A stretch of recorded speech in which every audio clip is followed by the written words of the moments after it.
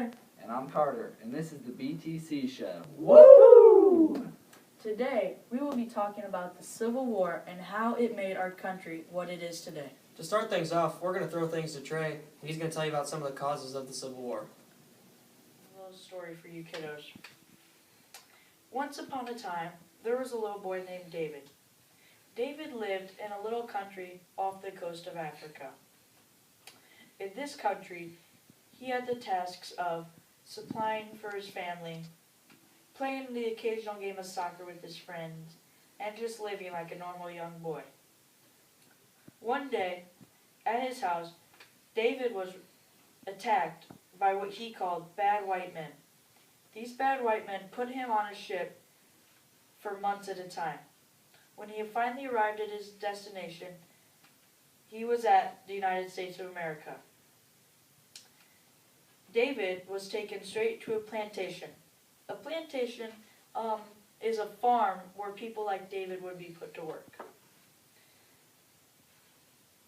These people that he would work with would have the same problem as him. They would be with their families and they would be worked until exhaustion. One day, David was taken with his family to a trading block. A trading block is where farmers went and they bought slaves. So he was taken to the trading block and he was sold without his mother and without the rest of his family. The rest of his family was sold to a different farmer. Now, think about that. How would you feel growing up, being worked every day, 12 hours a day, every day, without a mother, a father, a family, or friends? So as you can see from this story, these slaves were kidnapped and put through an awful passage over to the United States. Right when they arrived, they were put to work, and they were treated like animals, farmhouse animals, or even property. This created quite an emotional issue for people of the North, or people who did not see a reason to have these slaves. The Southerners kept these slaves around because it was the money that they needed to survive and supply for their family. They did not see another way around this method. Now we're going to start getting into the political parties or groups that caused the Civil War. The major political party during this time that called the attention to slavery was the Free Soilers. These Free Soilers had the approach to slavery that it should be abolished. They did this because they thought that the jobs should go to the white man. They were the first political party that called action to slavery, and that kind of made every other political party step into an act on slavery, what they thought should be correct. One political party that did not make a decision on slavery was the Whigs. And to make example of the Whigs, they did not pick a side, so they ended up being disbanded.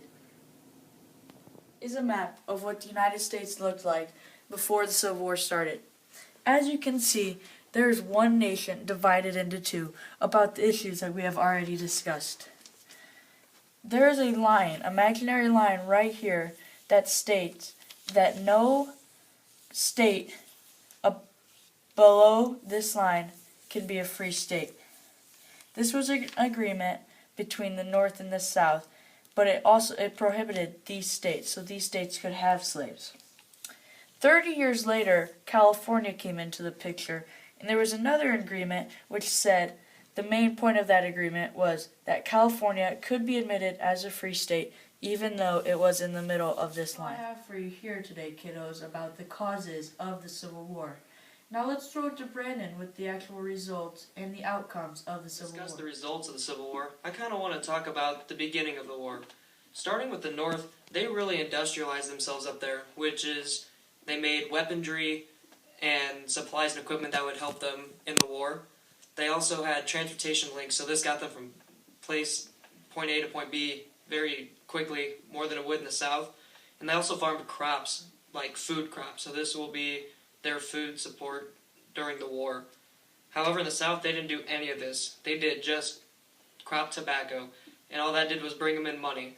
However, because of this, they had no food, no transportation, so they're going to get to point A to point B very slow compared to the North, and they had no industrialism, so they did have some weaponry, but not as much or advanced as in the North.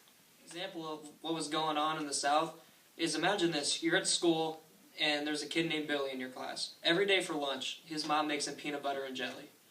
He takes that to lunch, but instead of eating it, he sells it for $2 every day. This is exactly what the South was doing. They were selling their stuff for money, but they had no food. So, kind of like in Billy's case, he had no food to eat, and that could hurt him in the long run, just like it did the South, and would eventually be an outcome of why the South lost the Civil War. It's called Fort Sumter, South Carolina.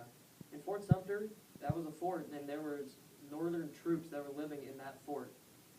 The Southern leader, Jefferson Davis, decided to take military action on those Northern troops that are in the fort. His thinking was they succeeded or left the North, so if they just let the Northern troops live in that fort, then there's really no point in them leaving. So he decided to take military action, and that military action is what eventually did start the Civil War between the North and the South. It was definitely one of the most bloodiest battles in American history.